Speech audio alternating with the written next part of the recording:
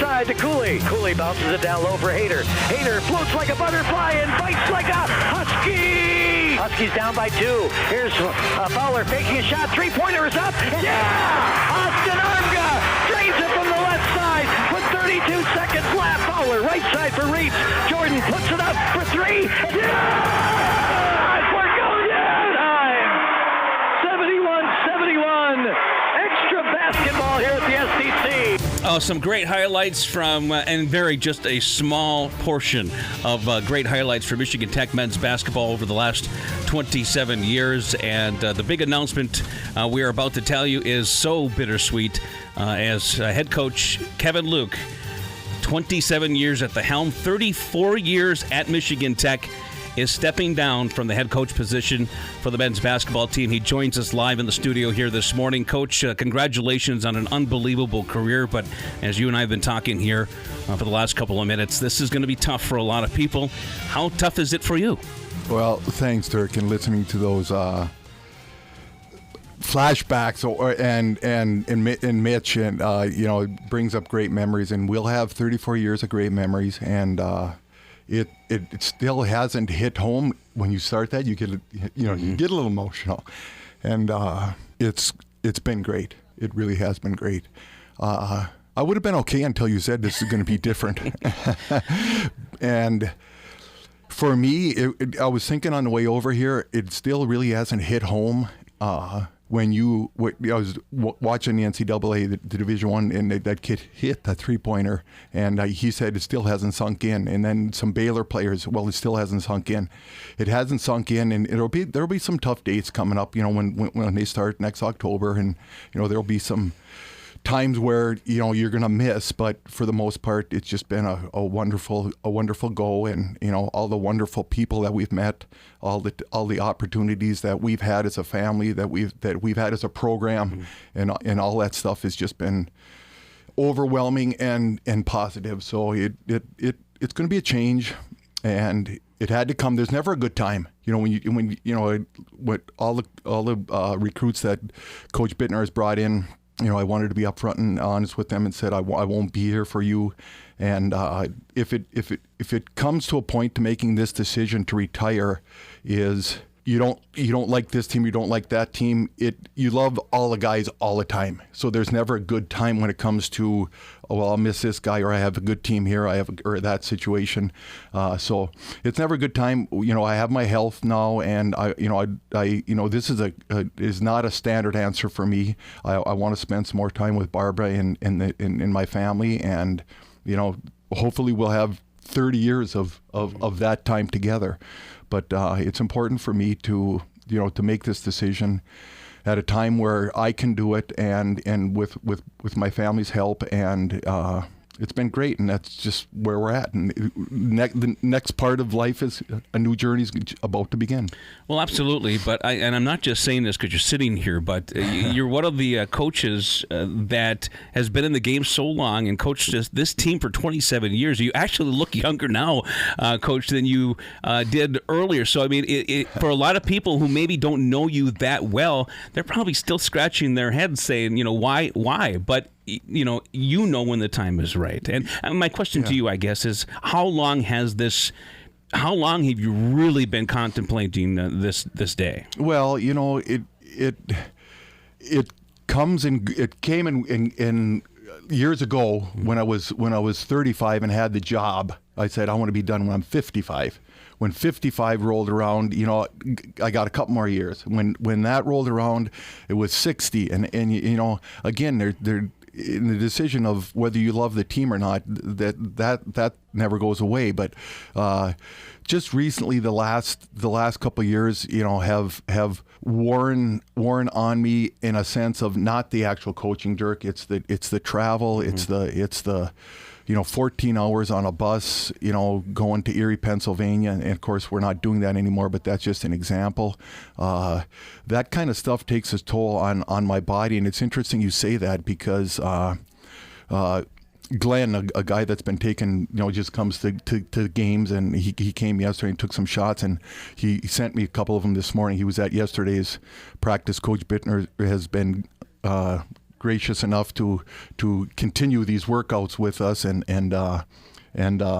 he took a couple pictures of me and sent them this morning, and I didn't think I looked that young. So thanks for the compliment. But it's been, and Barbara and I sat down and we decided that this would be the year, and thankfully for us, that we had a season, and I feel very, very grateful that our administration and the league did a great job with the COVID situation to give us a season, and because that would have been a reason not to be done, but it's also a reason to be done with all the stuff that went on over the last crazy year. So it's been final for probably going into this season. Well, you bring up a great point, though. You had such a great run at the end here, and that's got to be so fulfilling for you to leave on a note like that, but at the same time makes it difficult to come back. And you're right, because I would have guessed if you had a season that was disappointing, and as far as not making the playoffs or something like that, you say, well, we got to have one more year to try to get back. But then you have a great year like this, and boy, this is really great, too. So I salute you in knowing that. I'm just sitting here with you. I can tell the time is right. I feel comfortable. I'm at ease, and I do feel that the time is right for me, and I'm excited about the future for Michigan Tech basketball. And it's interesting when you say those things, it triggers things with coaches, and there's two pieces of advice that I would give to every coach in America right now. One is, when you're down by one with 7 seconds left to go in the regional championship, which happened a couple of weeks ago, don't run a man-to-man out of bounds play against the zone, because you throw it away. That's one thing that I would change. So I would say make sure you give them 2 plays going into that last play in the regional championship. And the second one is, of which you alluded to, if you need to somehow, some way, going through this process of coaching, you need to enjoy every year and every good moment, and learn from the bad moments. For this reason, if you have a great year and you have a good returning team, you can't wait till next year. Mm-hmm. And if you have a bad year, you can't wait till next year. Before you know it, you're 62 and you need to be done. And that's my case. So. Again, Dirk, I appreciate you having me here, and it's been a great run, and I'm excited. Like I said, I'm excited, and we'll be the Tech's #1 fan. So let me ask you this, Coach. Cal has a great, Snelson has a great picture here on the release that's going to be coming out, or is just coming out. 27 seasons, 3 GLIAC titles, 471 career wins, and 10 NCAA appearances. Now, you have a lot of obviously great moments throughout your career that are probably hard to remember just off the top of your head. But of those stats, which are all very impressive, is there one that you're most proud of? Is it the longevity of the 27 years of the 10 NCAA tournaments? Well, it's interesting, because when I got the job, and I don't want to make this about me. You having me here has made it about me. But you get a program and it's at a certain level, and you just want to make it better. And I think over the course of time, when you say 10 national championships, or 10 national appearances, I wish it was. If it was so doggone good, Dirk, we would have won 10 championships. But the 10 appearances, we hadn't been in many NCAA appearances. Our program hasn't. So, I do think my dad said, if you're going to take a job, make it better. And I think we've done that. I think when you have good people, you have good help. I can't thank everybody from the administration to the assistant coaches to, most importantly, the type of player that we have to bring in here in the job that they do for us. And I think if you have values within your program and your structure, and you try to teach them, and you do it, and everybody responds on the same page, I think that's a product. Which those 10 appearances, the conference titles, all that's a result of trying to do things right, and I hope that that's what we've accomplished. And that's the best answer I can give, in a sense that there's so many proud moments as a player. But when you just as an example, I got a call last night from that of course the rumor has been out there. So right. From a past player, and he said, Coach, I don't care if we had won 56 games my time here or 2. He said, you did things right. And that's the kind of stuff that means stuff to me. The relationships, the basketball's going to go away, but I got all you guys here, the friendships, the players that still call, and the memories never go away. But it's just to be fortunate enough to do it on your own terms, and to have the support and the way that these many, probably hundreds, I don't even know how many, players that I've coached, that have that still have investment in me. It just is just really, really nice, and most importantly, they had a great experience here at Tech. You're listening to an exclusive head coach Kevin Luke from the Michigan Tech men's basketball team with us here on Mix 93, announcing his retirement after leading the men's basketball team for 27 years. How bittersweet is this for your wife, Barb? Well, as we were chatting beforehand, and it was interesting that the call last night, I know this, if this is fair to say, if I could talk to her about her, I way overachieved when I got her 30 some years ago, and that's what we've all said. There, that's fair. You and I should say that. She's been there through the thick, through the thin, and never wavered in what our decisions were. So, without her, I wouldn't have survived this. Without her support and her, the profession, and I'll get back to that comment, but the profession is difficult at this level because, we had the kids, and you're gone a lot, and she did a monumental job raising those kids, and I missed a lot of their stuff, and you can't take that back, but going into you have that. So getting back to your response with Barbara, it's been awesome for her. She's comfortable, and I got to stay out of the way now. I'm going to be in her house. I'm going to be getting in the way, so I just got to stay out of the way. That's what my well, I'll tell you what was. I had a long conversation with Matt Cameron last night, and he said, just let me give you a word of advice if I could give you one. I haven't traveled as much as you have. Just stay the hell out of the way when you're in the house. So I'll stay out of her way, and I'll learn how to even be better at being a cook. Although I don't need the food, I'll try those to learn the cooking and the cleaning and do better at that kind of stuff. We talked a little bit about national championships there. I know you had said in a quote that that's one of your very few regrets that you weren't able to win a national championship, but you certainly had some phenomenal players and teams through these 27 years. Yeah, and that is really my only regret. When you think back, and Cal and Charlie asked me for a quote for this thing, and it just, there's so much. The time on the radio here, it will be awesome. You can't thank everybody. There's so many people to thank. There's so many people that have made an impact on my life as a result of me sitting in that chair, and you can't even, there's so much that I want to say that we don't have enough time, but it's just awesome to get here and have a chance to just chat about, the next step. Yeah.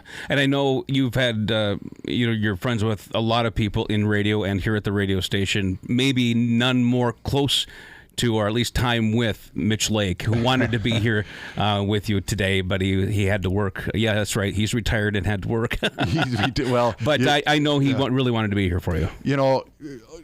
A million years. Mitch has been here a million years, and it has done just a fabulous job of broadcasting ours. And just when you hear that on those replays, the level of excitement, and even driving down to Evansville. Yes. My goodness, that's a long haul.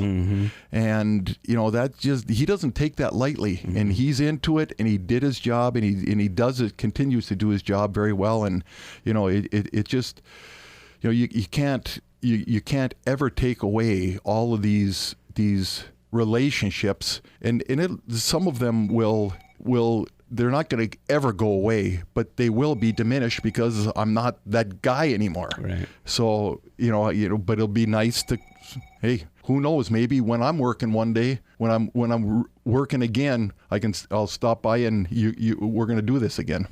Well, what I think you should do, and we appreciate you signing the papers on the way in here, that you have joined the Mix 93 broadcast team. For kidding. But that would be a good idea. It certainly would be nice to have you on some of those broadcasts again every once in a while to give your thoughts on Division II basketball at Michigan Tech. Well, you know what? The future is bright for the program, and that would be fun. I would take you up on that. I'd take Mitch up on that, and that would be fun just to go back and have that opportunity, and just it's interesting because I told the team down in Evansville after we had lost, and again, guys had been asking me and rumors and this and that, and obviously at that point, everybody, the group knew, and we're still in workouts. So I'm kind of I'm there, and we're still in workouts, and we're still coaching. And I said to the guys the other day, I said, me just observing and watching you guys, it's really interesting for me because I'm in the shadow there doing the workouts and doing the practices, but learning and not doing the yelling, and it's really interesting for me because in the last couple of weeks, I've become a better coach. I don't know if I'll ever use it again, but just sitting back and observing and watching and listening, and the things that you don't have an opportunity to do when you're yelling and watching, and making sure that this kid does that, where you can try to keep your thoughts together and then talk to these individuals afterwards. I don't know if I'll ever use it again, coaching, but like I told those guys, in watching and observing, if we ever use that offense again, if I ever have to use that offense again, it's going to be good. It's going to be good. I'm going to make it good. One more question for you, Coach. Do you have any fear of you being able to stop?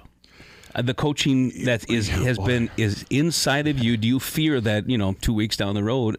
You're alluding to it now. Yeah. But is there a fear of that at all? Well, I just think that's again, and I'm not trying to make up a standard answer. I just think that's part of the process. Yeah. I had to ask a couple of friends.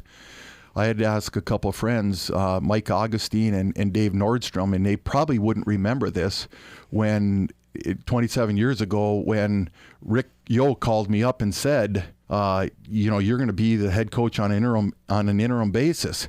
I'm thinking, wow, can I do this? Can I handle this? And, of course, both of those guys being friends said, yeah, you got it. Just go attack it and get it done. And I guess things worked out okay. But I think this is the same type of situation where, I gotta learn how to do that. But I watched the NCAA tournament knowing, the Division I, knowing that I was going to be done, but I still took notes and I still, wanted this, So I hope that it never goes away, the desire to coach, because I think you can become a better person as a result of all of this. But I don't know that I'm ever going to be on the sidelines, trying to get that job done again. Well, Coach, we first of all, congratulations. Thank you for everything that you have done from all of us here at Mix 93 and WMPL Radio for all of these years that we've been, the voice of the Huskies. I don't know that there's been a coach that's been more, I don't know what the right word is, easy to interview, exciting to interview. You don't have a mean bone in your body. You wouldn't know that sometimes when you're on the sidelines watching you coach, but you really don't. You are a genuine thing, and without trying to get too sappy here, everybody's going to miss you. We are going to miss you big time, and we're just glad that you're still around here and can pop in at any time. That makes it maybe a little bit easier for everybody, but thank you so much for everything you have done for us and of course for Michigan Tech. So Dirk, I owe you guys a thanks because you guys are the reason why Tech athletics is out there, and like I said earlier, there's just so many people you want to thank, and you just can't hit everybody. So it's a big thanks to the fans, to the administration, to the coaches, to the players, and to you guys and everybody involved with athletics, because Michigan Tech does have outstanding athletics, and I'm looking forward to following all of the team's successes in the years to come. All right, Coach. Well, we appreciate it. And again, win or lose, you're always, I know Mitch loved, and Josh and everybody else, Bob and myself, loved interviewing you. Yeah, I'll tell you what, it was a tough game. It was a rough one, and we didn't get any rest. Well, honestly, it's pretty simple, Mitch. I'm happy for the guys. I think that the effort was really there, and I was pleased about that. It's the second time we've done it this season. I knew that it was going to be a process.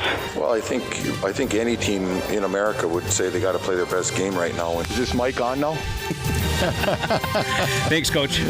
Always a pleasure. Thanks. The head coach of the men's basketball team, Kevin Luke, retiring after 27 years, right here live on Mix 93 WKMJ. Thanks to him. We'll be back.